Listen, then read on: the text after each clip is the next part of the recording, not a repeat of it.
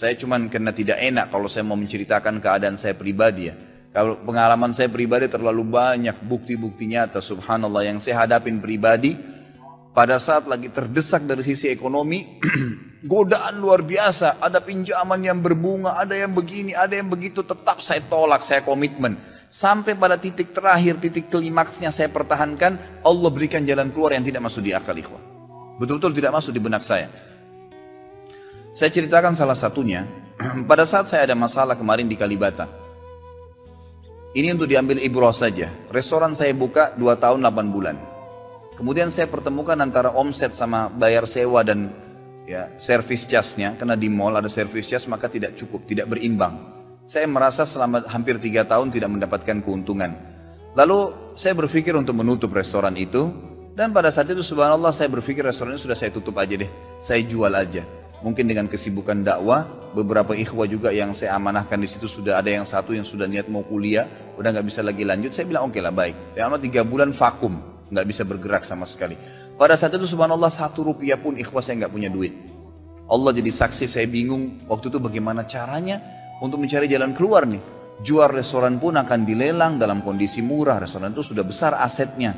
Ini gimana caranya saya nggak punya duit. Mindahin ke tempat lain butuh uang untuk sewa. Gitu kan, membuka lagi butuh uang yang baru untuk membayar sewa yang tertunggak, gitu kan, tidak dibongkar juga akan dibongkar paksa. Nah, ini kalau ada waktu tentu sampai waktu tentu, kalau tidak ini akan dibongkar paksa. Subhanallah, godaan luar biasa. Ada yang masuk saya tidak tahu dari mana, SMS masuk HP saya, pinjaman dengan bunga yang ringan 250 juta sampai 750 juta terus dari banyak perbankan saya nggak tahu tiba-tiba masuk. Saya tidak pernah iyakan, selalu.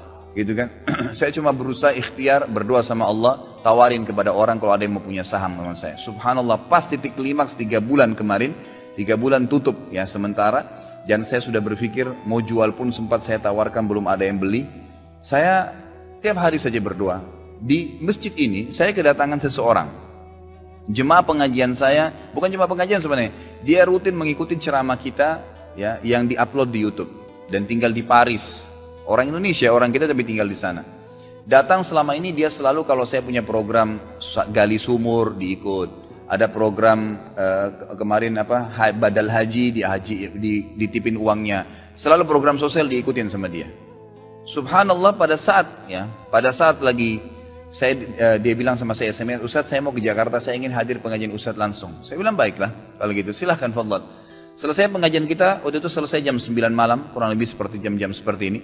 Lalu kemudian dia datang sebelah saya belum pernah lihat orangnya. Lalu dia salaman sama saya, dia bilang, Ustadz saya Pak John Firdaus, dia bilang sama saya gitu. Terus saya bilang, oh iya Pak, saya belum paham nih. Dia bilang, saya yang dari Paris Ustadz. Oh antum, terus salaman lah, ngobrol-ngobrol. Sampai ke mobil gitu kan. Saya sempat kasih dia beberapa buku yang biasa saya bawa di mobil. Ini akhi mungkin antum bisa baca-baca di sana sama keluarga dan seterusnya. Sebelum berpisah, dia bilang sama saya, Ustadz saya sempat bawa teman ke Kalibata.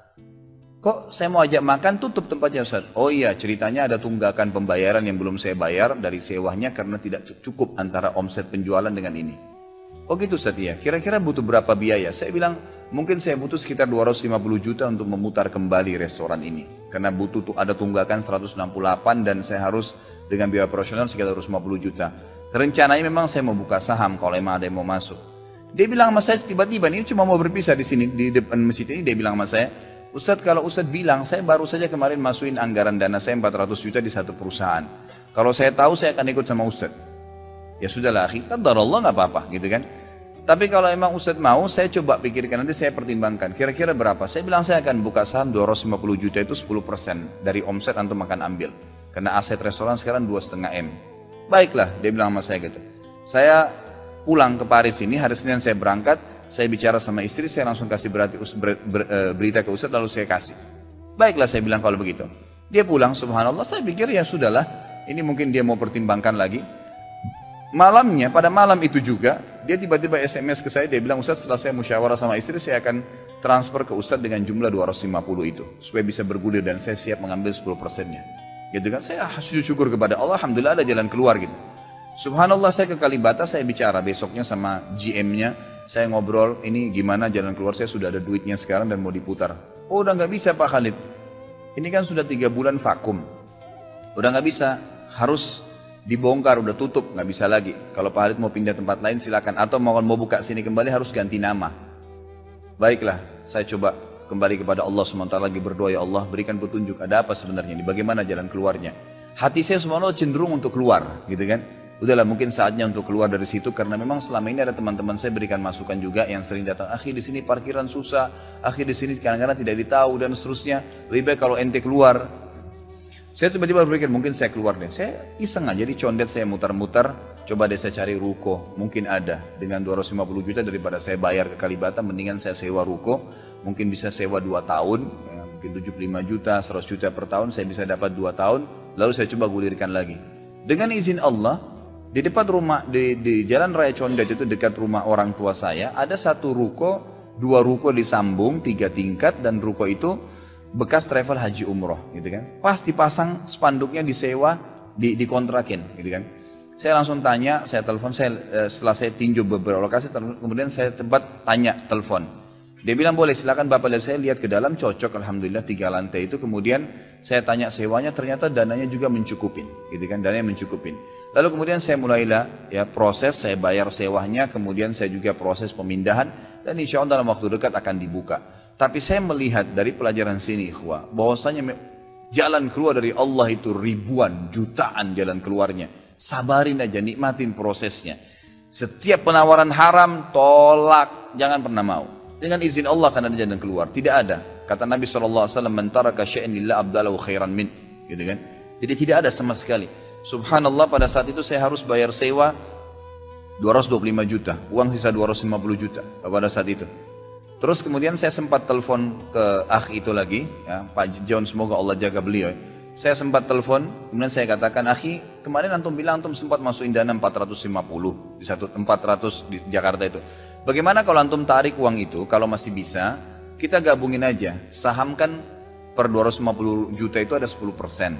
Antum ambil aja 30% dari semua total omset penjualan nanti. Tidak usah dengan 750, dengan 650 saja, gitu kan? Dia bilang kalau itu sudah nggak bisa Ustaz. Tapi memang coba saya pertimbangkan deh. Saya akan coba hubungin teman-teman di Paris ini yang sudah biasa, yang kenal antum, gitu kan? Kalau yang kenal antum mungkin mereka bisa. Baiklah, fadhal.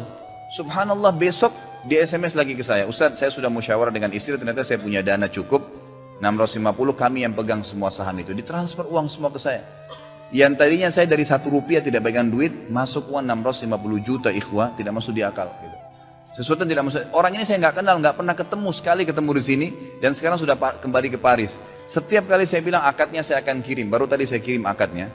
Sudah nggak apa-apa Ustaz, saya percaya. Akhi, ini bisnis loh, bisa untung rugi. Sudah paham Ustaz. Orang lain aja banyak bisnis dia rugiin saya nggak takut, apalagi sama Ustaz. Sudah silakan, alhamdulillah. Saya melihat Allah berikan jalan keluar yang sangat dimudahkan. Yang penting nikmatin prosesnya dan yakin kepada Allah SWT. Jangan takut. Jangan takut. Dan ada banyak kisah seperti ini dalam hidup saya yang saya mungkin sebagian tidak diceritakan, gitu kan. Cuma ini tadi saya buka supaya memang bisa ada pengalaman. Karena rata-rata sini karena hanya masalah kekhawatiran saja. Kekhawatiran rezeki yang insya Allah tidak akan ada masalah dalam kehidupan kita.